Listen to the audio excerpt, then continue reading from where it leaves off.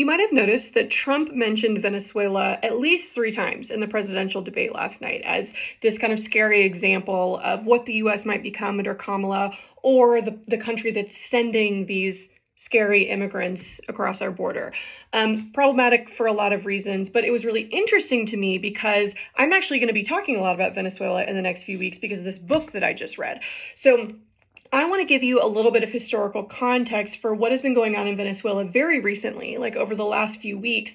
I'm actually going to do it through my friend, Ale, who wrote this book. He is Venezuelan, and I was able to have coffee and donuts with him a few days ago and just ask him to help me help my followers understand what's been going on. So before I just pass it over to Ale, just to kind of understand that Venezuela, has constantly been going back and forth between basically more far right, conservative, kind of US backed governments, and then kind of leftist governments. The most popular, the most famous of which is the Hugo Chavez regime. When Chavez died, he basically passed it down to his successor. And this is the guy who's still in power.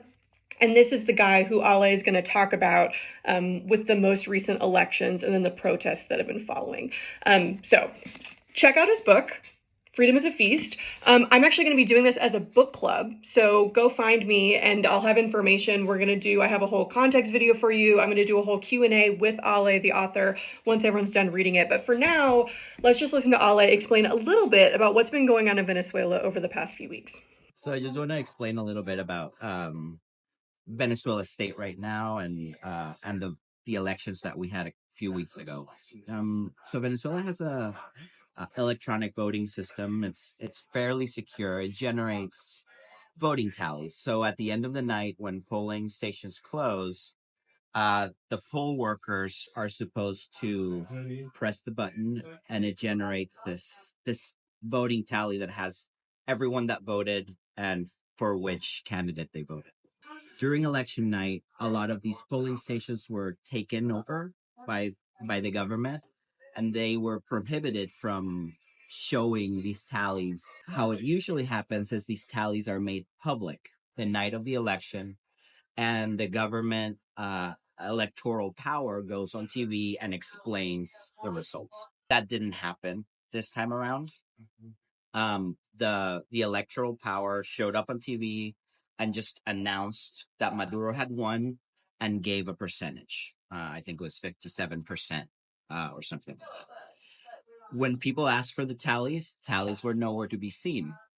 But the opposition during the night had been able to get a hold of some of these tallies because polling station workers had kept them, had taken photos of them. So the opposition, as the days went by after the announcement, were able to basically compile a big percentage of these tallies that showed numbers that were completely different. They were showing that the opposition candidate, Edmundo Gonzalez, was beating Maduro by 70, 80% in some polling stations, in very diverse places in the country. And right now, it is by even international kind of auditors, it is really clear that the opposition won by overwhelming numbers in Venezuela. So that's why we've seen Maduro's government really tighten their fist in the last few weeks. Protests have been violently quelled by the military. Thousands of people have been jailed.